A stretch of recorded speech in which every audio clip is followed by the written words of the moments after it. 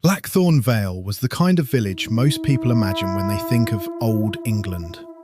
Small stone cottages, narrow country lanes, an ancient church standing at the centre. And behind that church was St Mary's Cemetery. The cemetery had existed since 1832. Hundreds of people were buried there. Farmers, soldiers, children, families who had lived in the village for generations. But there was one grave nobody talked about. The grave of Thomas Whitmore. Chapter 2. The Forgotten Grave. Thomas Whitmore disappeared in 1954. He was a 42-year-old schoolteacher. People described him as quiet but kind. One evening, he left the village pub and walked home. He never arrived.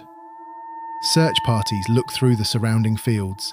The police searched the woods. Nobody found him. 3 months later, the villagers decided to hold a memorial service. Because although his body was never found, everyone believed Thomas was dead. A gravestone was placed in St Mary's Cemetery.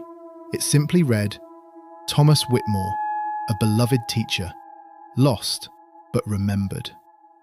But there was no body beneath it. Chapter 3. The Caretaker. In 2026, a man named Peter Collins became the new cemetery caretaker. He was 55 years old and had worked outdoors his entire life. Peter didn't believe in ghost stories. He believed every strange thing had a logical explanation. On his first week, the previous caretaker gave him one warning. Whatever happens, don't go near Whitmore's grave after dark. Peter smiled. Why? Is it haunted? The old caretaker didn't laugh. He simply replied, "No, something worse." Chapter 4. The First Night. 3 weeks later, Peter was locking the cemetery gates. The clock on the church tower showed 12:15. As he walked towards his car, he heard something. A sound coming from the cemetery. Metal hitting earth. Clink. Pause. Clink. Someone was digging. Peter grabbed his torch and walked back inside. The noise became louder, closer, until he reached Thomas Whitmore's grave. The ground was disturbed. Fresh soil covered the grass, and beside the grave was an old shovel. Peter looked around. Nobody was there. Then he noticed something carved into the gravestone. Words that had not been there before. "I'm still waiting." Chapter 5. The Investigation. The next morning, Peter reported everything to the church. They checked the cemetery cameras. At 12:03 a.m, the footage showed Peter entering the cemetery. But something else appeared. A second figure, standing behind him. A man wearing old-fashioned clothing. The church manager paused the footage. He looked at Peter. "Do you know who that is?" Peter shook his head. The manager zoomed in. The face became clearer. It was Thomas Whitmore, the man whose name was carved on the empty grave. Chapter 6. The Hidden Truth. After seeing the footage, Peter searched through old village records. He discovered something nobody had mentioned. Thomas Whitmore had not disappeared. He had returned.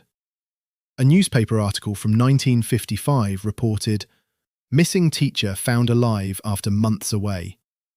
But the article ended strangely. It said Thomas returned to the village, then disappeared again the same night. Nobody knew where he went. Nobody knew why, except one person, the village priest. Chapter 7. The Priest's Diary. Inside the church archive, Peter found an old diary. The final entry was written by Reverend James Miller.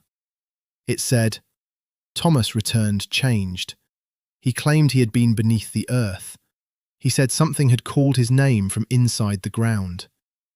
When he returned, he begged me to bury him. Not because he was dead, because he was afraid of what would happen if he stayed alive. Chapter 8. The Final Night. Peter decided to visit the grave one final time. At midnight, he stood beside Thomas Whitmore's grave.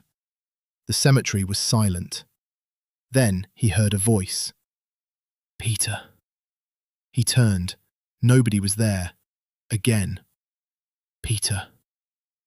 This time the voice came from beneath the ground. The soil moved, slowly. A hand pushed through the earth.